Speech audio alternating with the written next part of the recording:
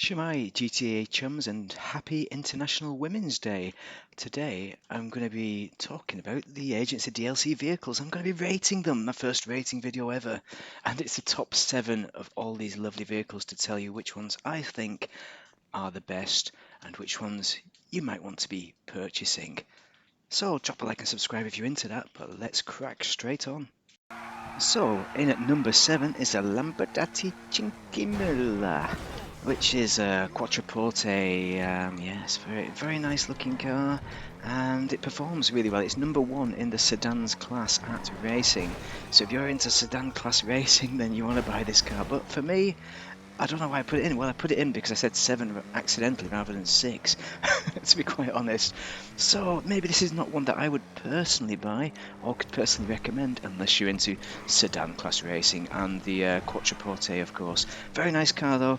Nice little bit of customization on it. You can obviously check out my video to see what I think about this car and a bit of performance.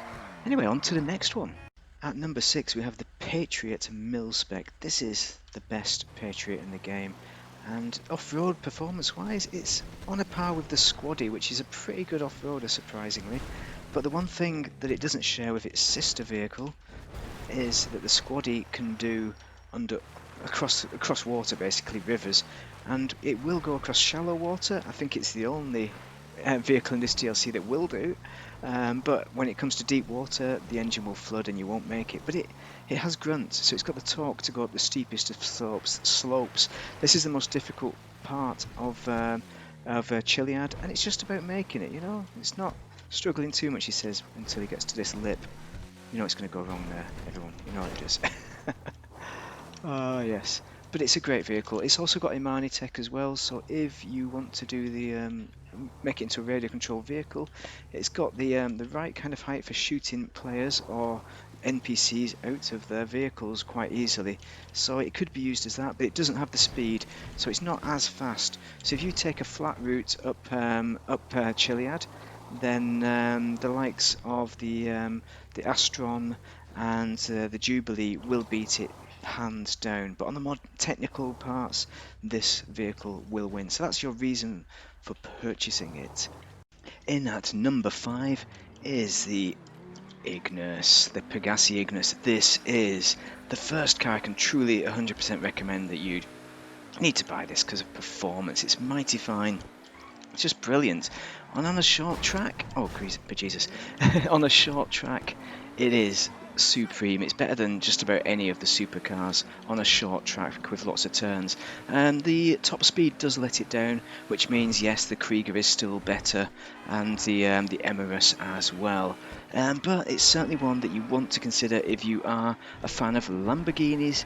And it's just brilliant. It just looks awesome. The customization is brilliant. It's 4-wheel drive. I think it's the best car to drive in the snow as well because of that all-wheel drive. It's just supreme on corners.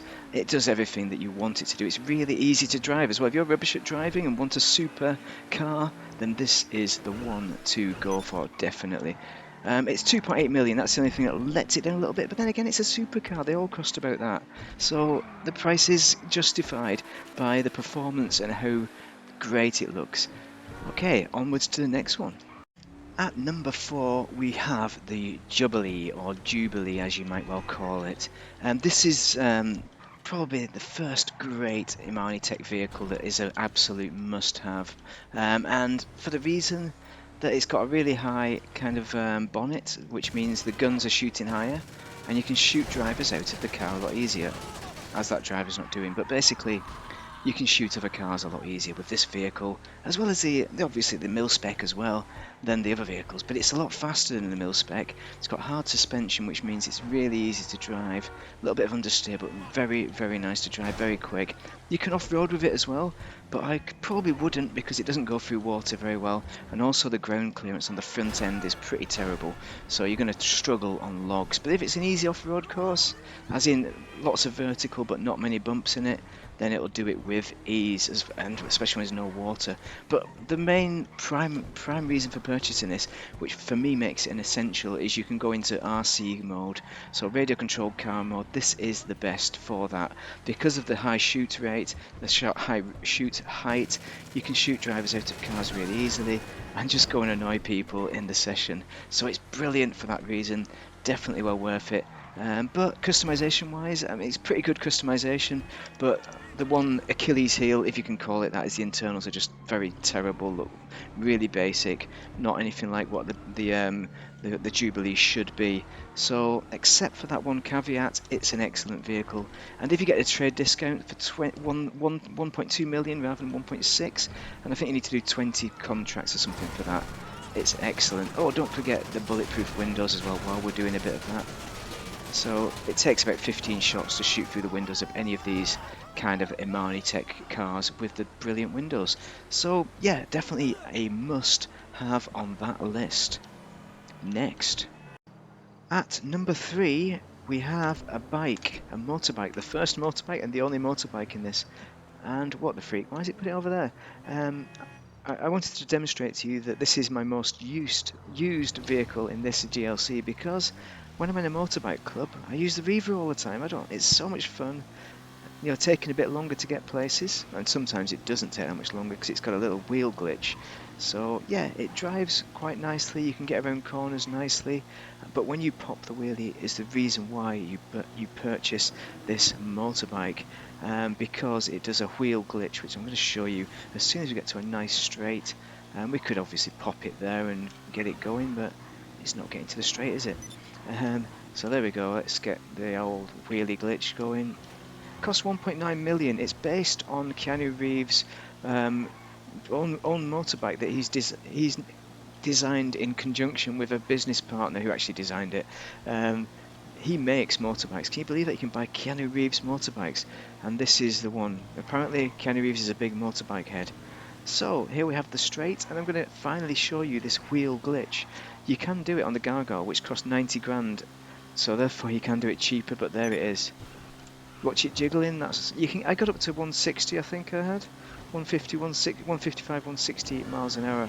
I can't show you it because you need first person view to show the digital display, but you can see it jiggling. It is mighty rapid. So for that reason, and if you're into motorbikes, I'd purchase it. But just bear in mind, if you buy a Gargoyle for 90 grand, get the back wheel replaced for a big wheel like the Spiderweb one, then you will get an even faster wheelie glitch than this bike.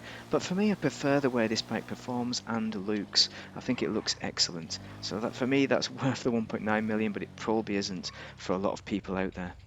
At number 2, of course, we have the Buffalo STX. I mean, this is probably the best value car in the entire DLC, because it's only 1.6 million.